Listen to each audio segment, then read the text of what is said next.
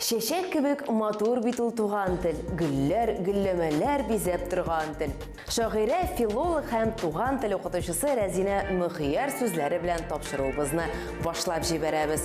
Ул туган телләрне популярлаштыручыларга һәм укытучыларга багышланачак. Туган телгә мәхәббәт. Укытучылар арасында туган тел белемчесе кем булды? Безнең максат телне өйрәтү, телгә мәхәббәт тәрбияләү, аны хөрмәт итәргә өйрәтү.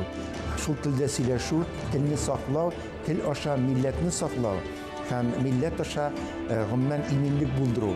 Максат бик зур. Эй ир-егетләр, ират укытучылары өчен гадәти булмаган нинди бәйге оештырганнар?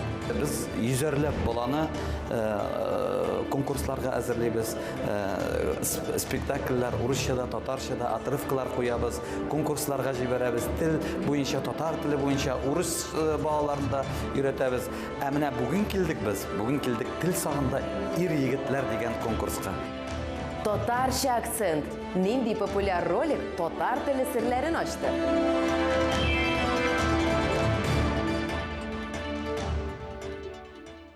Рус телле балаларны татар теле белән ничек кызыксындырырга? Бу хакта Бөтен Россия туган тел укытучылары бәйгесендә җиңүче белә. Бәйге педагогларны республика районнарыннан һәм дә илнең башка төбәкләреннән дә җыйды. Аларның барысында туган телгә мәхәббәт берләштерә. Укучылары белемнәрен тормыш буе куллана алырлык итеп белем бирә. Бәйгенең йомгаклау этабында 50 укытучы катнашты. Алар арасында татар, рус, чуаш, мордва, мари телләре укытучылары бар. Чара ничек узды? Гран-прины кем яулады? Гөльяна Сибуллина сөйләп. Все еще поднимаются, давайте мы создадим такую энергичную поддержку им. Казан шәһәренең туризм академиясында туган тел укытучыларының алдынгылары җыелган. Чөнки монда Бөтен Россия туган тел конкурсының җиңүчеләрен билгелиләр. Конкурста катнашучылар моңа кадәр читтән торып катнашу этабында сайлап алынды. Аңа Татарстаннан һәм Россиянең башка төбәкләреннән барысы 78 туган тел һәм әдәбият укытучысы гариза биргән иде. Безнең максат телне өйрәтү, телгә мәхәббәт тәрбияләү, аны хөрмәт итәргә өйрәтү. Шул телдә сөйләшү, телне саклау, тел аша милләтне саклау һәм милләт аша гомумән иминлек булдыру. Максат бик зур. Бу конкурс 2012 елдан бирле республикада телләрне өйрәнү һәм үстерү программасын гамәлгә ашыру кысаларында үткәрелә. Чараның бурычы булып өстәвенә туган тел укытучыларының статусын күтәрү, педагогик тәҗрибәне һәм һөнәри осталыкны тарату тора. Катнашучыларның географиясе елдан-ел киңәя бара. Россия регионнарынан укытучылар, шулай безнең ел саен бик көчле укытучыларыбыз киләләр. Башкортстан, Пермь крайыннан да киләләр, Оренбург, Ульян, Пенза өлкәләреннән, Самара һәм башка регионнардан. 2 көн дәвамында барлыгы 50 укытучы төрле темаларга мастер-класслар күрсәттеләр. Бу жюрига аларның осталык дәрәҗәсен, белем һәм тәҗрибә дәрәҗәсен билгеләргә ярдәм итә. Укытучылар төрле телләрдә чыгыш ясыйлар. Бүгенге бәйгедә безнең катнашалар туган татар теле укытучылары, рус теле, родной русский дип шулай бит, чуаш, мари, удмурт һәм мордва теленең эрзя теленнән безнең укытучылар катнаша. Мондый чара укытучыларга бер-берсе белән тәҗрибә уртаклашырга һәм яңа ысулларны киләчәктә үз эшләрендә кулланырга мөмкинлек бирә. Өстәвенә укытучылар заман белән бергә атларга тырышалар һәм моны презентация эшләрендә күрсәтәләр. Мастер-класс эшчәнлегендә мин дистанцион укыту технологияләрен күрсәтәчәкмен, социаль челтәрләргә тукталачакмын, дистанцион платформаларга тукталачакмын һәм инде шундый яңа алымнарга. Конкурсның җиңүчеләре арасында Яршалының 37-нче мәктәбенең татар теле укытучысы Ильвина Бикинина, Бөектауның 4-нче мәктәбенең рус теле укытучысы Илмира Әхмәтҗанова, Чүпрәле районының Дементьев исемендәге Үби мәктәбенең чуваш теле укытучысы Надежда Сердцева һәм Башкортстанның Бурай авылының 2-нче гимназиясының татар теле укытучысы Әлфия Әсләмова. Конкурсның гран-прин Азнакайның 7-нче мәктәбенең татар теле укытучысы Гөлнар Шакировага тапшырдылар. Гомумән алганда укытучылар конкурска югары әзерлек дәрәҗәсен күрсәттеләр. Алар тарафыннан зур сыйфатлы эш алып барылган. Мастер-классу мне помогли, коллектив Убеевской школы. Мастер-класска әзерләнергә миңа Уби мәктәбенең коллективы, безнең мәктәп укучылары һәм Чүпрәле районының мәгариф бүлеге коллективы ярдәм итте. Мин моның өчен барысына да рәхмәтлемен. Җиңүчеләрне бүләкләү вакытында мондый чараларның мөһимлеген билгеләделәр. Бу телгә мәхәббәт һәм хөрмәт тәрбияли. Укытучылар аралашып, фикер алышалар, осталыкларын арттыралар. Аннан соң телгә карата мәхәббәтне укучыларына тапшыралар. Ахыр чиктә мондый чаралар телләрнең барлык төрлелеген саклап калуга ярдәм итә. Чөнки телләрнең һәм мәдәниятләрнең төрлелеге илнең чын байлыгы. Тел сагында ир егетләр. Үзенчәлекле турнир Казанның 187-нче күп профильле лицейында узды. Фәннәрне татар телендә укытучы иратларны җыйды. Инде берничә ел бу педагогик уен шәһәр мәгариф идарәсе тарафыннан үткәрелә. Оештыручылар сүзләреннән чыгып, бәйге татар теленең абруен, аннан да мөһиме, педагог һөнәрендә ират укытучыларның абруен күтәрергә тиеш. Ел сайын уенда 100-гә кадәр якын укытучы катнаша. Быелгы уенны туган тел һәм халык бердәмлеге елына багышладылар. Мәрсилә Искәндәрова турнирның ничек узганын күрде. Казанның ир-ат укытучылары бер сәхнәдә. Алар барысы да татар милләтеннән, туган теле өчен җан атучылар. Казан федераль университетының татар әдәбияты кафедрасы мөдире. Үзләренең тәҗрибәләре белән бүлешеп, төрле яктан көч сынаша торган татар телендә фән укытучы егетләр өчен тел сагында ир егетләр педагогик уены бу. Педагогик уенда ел сайын 100-гә якын укытучы катнаша, ә быелгы уен исә туган телләр һәм халыклар бердәмлеге елына багышланган. Biz yüzerlep balаны konkurslarga әзерлейбез, spektakller урысчада, татарчада, отрывкалар куябыз, конкурсларга җибәрәбез, тел буенча, татар теле буенча, урыс балаларында өйрәтәбез. Ә менә бүген килдек без, бүген килдек тел сагында ир егетләр дигән конкурска. Без былтыр бу конкурс безнең мәктәптә булган иде. Безнең мәктәптә булды, без Совет районыннан катнашкан егетләрне күрдек, башка райондагыларны. Уен педагоглар арасында креатив иҗади мөхит булдыруга, педагогларның һөнәри белемнәрен камилләштерүгә һәм аларның киләчәктә һөнәри үсешен стимуллаштыруга, һөнәри элемтәләрне ныгытуга, ә иң мөһиме татар теле һәм әдәбиятының абруен күтәрүгә юнәлтелгән. Әнә бит милләт җанлы ир-егет укытучылар туган телебездә җырлар җырлыйлар, шигырьләр сөйлиләр, спектакльдән үзек күрсәтергә дә ашкынып торалар. Укытучы егетләрнең берсе Алдис Файзуллин, ул Татарстанның атказанган артисты. Шул ук вакытта хореография коллективы алып бара. Укучыларда милли сәнгать хисен уяту аның өчен зур дәрәҗә. Балалар белән эшләү бик кызыклы, бик күңелле, алар үзләренең дөньясы, аларны аңларга кирәк, алар белән уртак тел табарга кирәк. Барсында без эшләргә тырышабыз, бүтән мөмкинлекләрен тудырырга тырышабыз балаларга.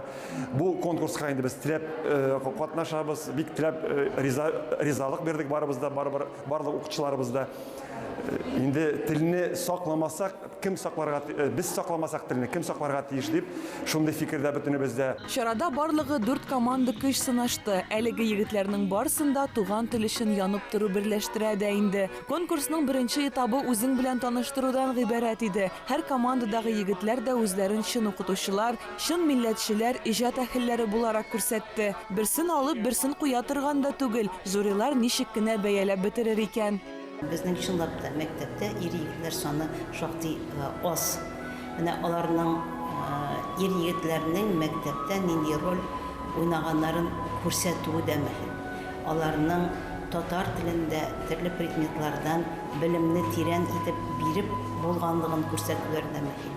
Һәм шул ук вакытта физик укытучысы, тарих укытучысы, яисә математик укытучысының ни дәрәҗәдә татар мәдәниятына, татар дөньясына якын килеп, укучыларны шушы юлдан алып кирип китү мөмкинлеге бар икән күрсәтү ягыннан да бик мөһим конкурс менә бу. Икенче турда егетләрнең татар милләте тарихы ягыннан булган белемнәрен сынадылар. Алып баручы сорауны укып бетергәнендә көтми, шундук җавап биреп барды егетләр. Чыннан да берсеннән берсе акыллы, милләт җанлы, укымышлы икәннәре ассызыкланды. Ә киләсе тур спектакльдән үзек күрсәтү. 20 минут вакыт эчендә егетләр актерлык сәләтен аша алырга тиеш иде. Айзирәк Садыйковның бары тик татар телендә генә белем бирә торган гимназиядә эшләү зур хыялы булган. Максатларына ирешеп, бүгенге көндә рәхәтләнеп, туган телендә дәресләр алып бара. Аның фикеренчә, балаларда туган теленә мәхәббәт уята алу үзе бер бәхет. Кичкенәдән сәхнәгә, шундай җырга, манга, ничектер уен коралларына хирыслыгым булгачлан, инде бу конкурс аеруча күңелемә якын килде.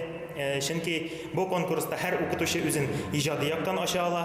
Әйткәнемчә, менә һәр дәрескә инде укытучы ничектер сәхнәгә чыккан кебек, аерым бер дулкынлану белән керә, чөнки һәрбер балага белем бирү белән беррәттән әле тәрбия дә шушындай теманың инде дөньяга шушындай бәйлелегендә аңлатып бирә белергә кирәк. Нәкъ менә ир-атларның милли мәгариф белән шөгыльләнүе зур шатлык, димәк, илебезнең киләчәге булачак. Әлеге проектның идея авторы Казан башкарма комитетының милли мәгариф бүлеге методисты Раиф Зиннәтуллин. Укытучыларны берләштергән, татар телен саклауда нәтиҗәле алым булган чара кирәк дип ул күптән уйлап йөргән. Татар егете ел укытучысы бәйгеләрен дә кабатламаска тиеш иде ул. Һәм менә тел сагында ир-егетләр чынлап та үзенчәлекле, күңелле, мәгънәле бәйрәм булды. Татарларда ни өчен шундый акцент? Әлбәттә, проект авторлары бу сорауга җавап эзләде. Фонетика серләрен Нияз Рахман кызыклы тәнәфес рубрикасында ачар. Һәр атна саен ул интернетта белем дөньясыннан кызыклы яңалыклар эзли. Рәхим итеп карагыз. Исәнмесез, урамда яз, тамчы тама һәм инде ниһаять табигать йокыдан уяна. Басулар кардан арына гөрләвекләр ага боз китәр вакытта җитә. Бу кызыклы тәнәфес рубрикасы һәм алдагы минутларны бергәләп үткәрик. Боз китү дигәннән Украинада инде ул кузгалган, елгалар боздан арынган чорда үз башларына бәла эзләүчеләрдә арта бара бит ул. Киевтә, мәсәлән, 11 яшьлек малай боз өстендә кала. Әлеге видеодан күренгәнчә, су өстендә боз утыраулары бик аз. Шулай йөзеп барган малайны балыкчылар күреп ала һәм кармак ярдәмендә тартып китерә. Менә бит балык кына түгел, хәтта малайны да ләктерә ул өчен балыкчылар. Хорошая рыба. Не, все хорошо. Коткару дигәннән тагын бер кызыклы вакыйга безне Бөек Британиягә алып китә. Биредә 11 яшьлек Лиам Эпс исемле мәктәп укучысы 94 яшьлек бер әбине үлемнән коткара. Малай көн саен бу ханымга гәҗит китерә торган була. Тик менә көннәрдән бер көнне ишек төбеннән гәҗитне алучы булмый.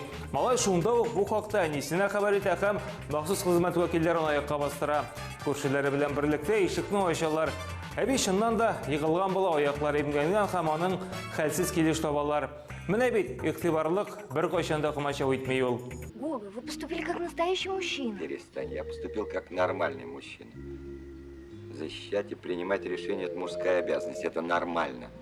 Уеннан уймак чыккан Дагыстан мәктәпләренең берсендә тормыш иминлеге дәресендә укытучы гранатаны ничек итеп сүтәргә кирәк булганын аңлата. Тик менә бу ярышларга әзерләнү аздан гына фаҗига белән тәмамланмый. Гранатаны сүткәндә 36 яшьлек укытучы шылт иткән тавыш ишетә һәм снарядның муляж түгеле чын булганын аңлап ала. Нәтиҗәдә балаларга аркасы белән борылып, аны кулы белән каплап, иченә кыса. Граната шартлый һәм укытучы бармакларын югалта. Бәхеткә балалар зыян күрмәй.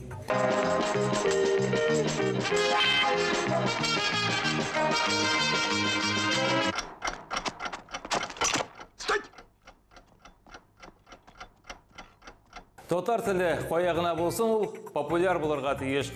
Иң мөһиме мәгълүматны кызык һәм мавыктыргыч итеп бирергә кирәк. Мисал өчен, әлбәттә дип аталган яңа проект. Әлеге чыгарылышта ул шунысы белән кызыклы. Монда татарның ни өчен акцент белән сөйләшүләре һәм сүзләрнең ничек әйтелеше хакында аңлаталар. Кызык бит, сез дә карап карагыз әле. Буквой «В» в татарском обозначается звук «В». Буквой «И» короткая «Э».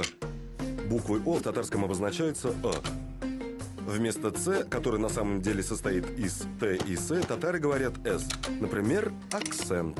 Данир Сабиров Инстаграмда нәрсәләр генә уйлап тапмый һәм күрсәтми. Пародия, кызыклы номерлар, хәтта үзенең балаларында роликларында актив катнаштыра. Менә улы кызы Мәрьям белән супер хит-парад ясаганнар. Ретро җырлар һәм уен кораллары белән менә дигән номер килеп чыккан. Инде иртәгә үк концертларында кулланырга да мөмкин. Күрмәгән булсагыз, сез дә карап китегез әле.